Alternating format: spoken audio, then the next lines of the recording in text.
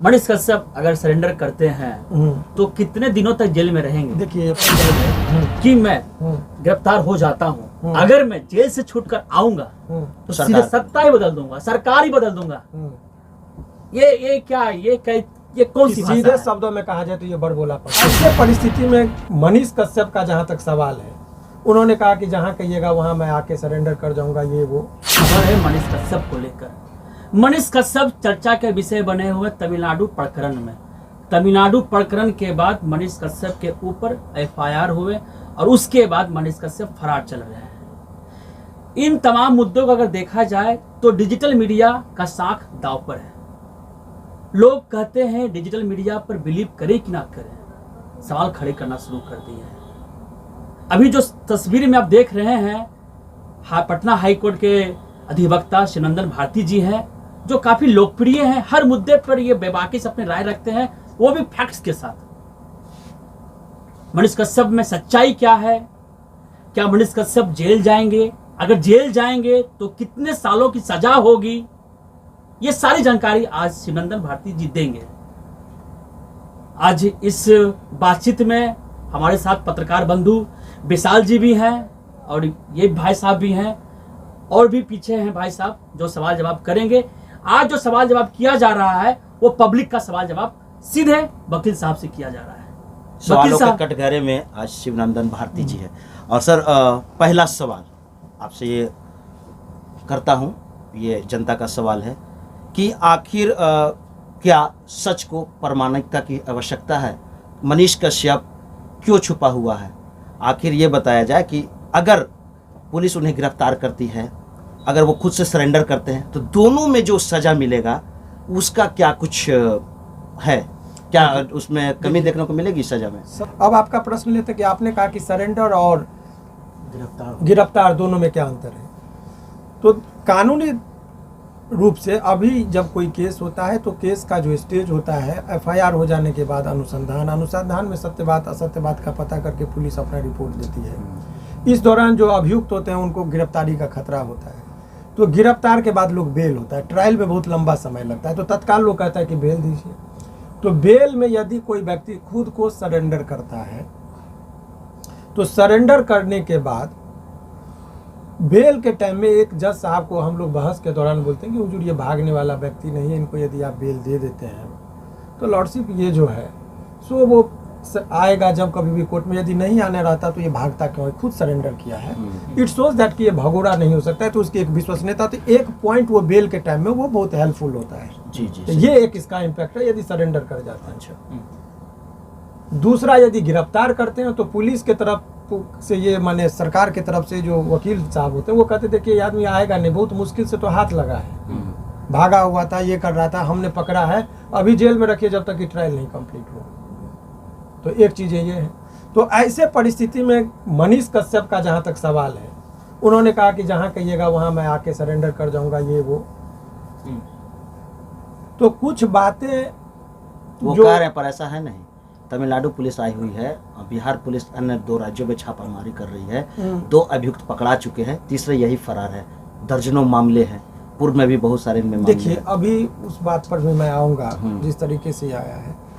देखिए, हर चीज़ को सत्य भी नहीं मान लेना चाहिए, क्योंकि जिस तरीके से यही गलतफहमी कि वहाँ की घटना को बहुत लोगों ने सत्य मानकर प्रकाशित करने लगा। जी जी बिल्कुल। उसी तरीके से ये जो मामला कहा जा रहा है, इसको भी अभी सत्य नहीं मानना चाहिए। एफआईआर तो किसी पर कोई कर सकता है, मैं बैठा हूँ, आप भी एफआईआर कर सकते हैं। तो एफआईआर कोई इस चीज़ का पैमाना नहीं होता है। तो एक इमेज और इम्प्रेशन कोई भी यदि किसी पर भी, आप पत्रकार बंधु हैं, आप पर भी कोई कर देगा तो इससे ये चीज़ नहीं चाहिए जब तक कि उसके तथ्य पर न जाए। अच्छा वकील साहब, आपसे जानना चाहते हैं, लेकिन कोई पत्रकार अगर कह दे कि मैं गिरफ्तार हो जाता हूँ, अगर मैं जेल से छूटकर आऊंगा तो सीधे सत्ता ही बदल दूंगा, सरकार ही बदल दूंगा, ये क्या, ये कौन सी सीधे शब्दों में कहा जाए तो ये बड़बोलापन है। क्या उचित है? और किसी भी इंसान को इतनी समझ होनी चाहिए कि यहाँ पर लोकतंत्र है, एक व्यक्ति विशेष से कुछ नहीं होता है, लोगों के राय से सारा चीज होता है। लोग आपको देख रहे हैं, आपके व्यूअर्स बहुत हैं, लेकिन ऐसा नहीं कि आपके सब गुलाम हो गए कि आपके इशारे पर कोई भी व्यक्ति, मैं हूँ या कोई, ये लोकतंत्र है।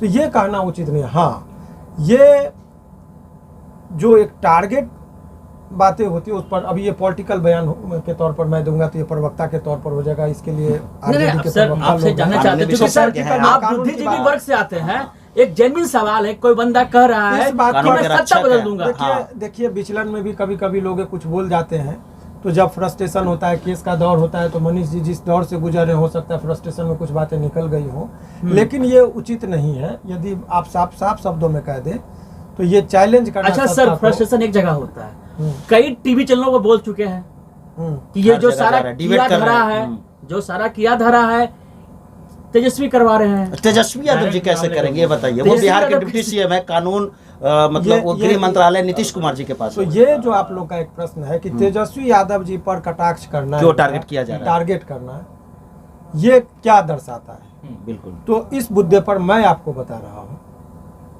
कि ये यहीं पर होता है कि कानून के विशेषज्ञ कानूनी रूप से बात करते हैं। इतनी समझ होनी चाहिए, जब आप माइक लेकर चलते हैं, कहते हैं कि मैं जर्नलिस्ट हूं, तो आपको हर सब्जेक्ट मैटर पर ज्ञान नहीं है तो अध्ययन करके तब कोई बात करनी सही चाहिए। कहा आपने। नहीं है तो चुप रहिए। हर आदमी हर चीज़ का विशेषज्ञ, मैं लॉ ग्रेजुएट हूँ, इसका मतलब ये नहीं कि मैं बीटेक की भी बात बहुत बेहतर तरीके से जाऊँगा, इंजीनियर की बात समझूंगा। हर चीज़ का अध्ययन करके फिर मैं बात करूँगा।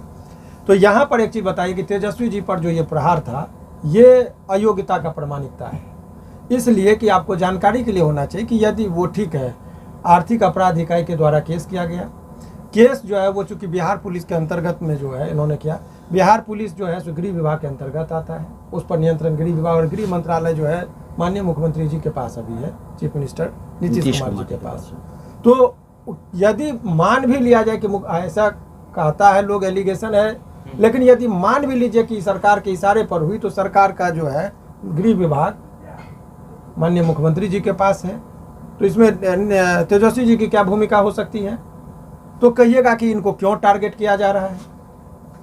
ये सब एक फ्रस्ट्रेशन हो सकता है, आदमी दुखी है, उतना तय नहीं कर पाता है, इस वजह से वो अनाप शनाप मुझसे कभी एक और सवाल है वकील साहब कि बीते दिन उनके ट्विटर से एक फोटो पोस्ट किया गया था जो 2019 का था। एक इन्होंने नया वायरल किया अपना फोटो के, उस समय अरेस्टिंग हुई थी, कोतवाली थाना ने इन्हें गिरफ्तार किया था लहासा मार्केट को लेकर, जो कि कल इनके ट्विटर से पोस्ट किया गया। तो एक और नया FIR हुआ है कल।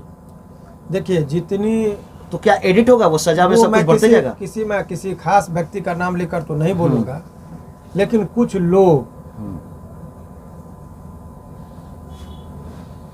जिस तरह से कुछ लोग बंदूक दिखाकर डराते हैं, तो कुछ लोग इस माइक को लगाकर भी डराते थे लोगों को।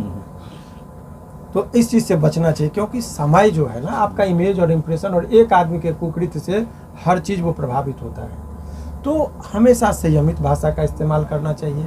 सत्य को दिखाने का ऐसा नहीं है कि एक पर एक चैनल है। तो सत्य आप मीडिया में जब कभी भी, मीडिया का पहला नॉर्म ये है कि आप सभी पक्षों का बात करो। स्टेटमेंट ही चलाते थे एक पक्ष का नहीं, दोनों पक्ष का। दूसरे पक्ष का भी सुनिए, उसका भी स्टेटमेंट होना चाहिए और अपना एक निष्कर्ष पर नहीं पहुंचना चाहिए।